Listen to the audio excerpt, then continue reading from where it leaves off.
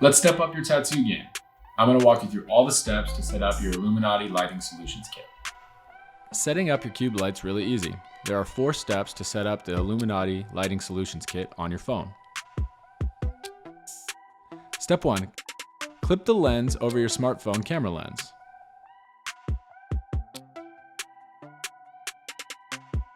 Step 2. Use the adapter screw to connect the ball joint to the cube light. Step 3. Screw and connect the ball joint to the phone mount. Clamp the phone mount on the smartphone.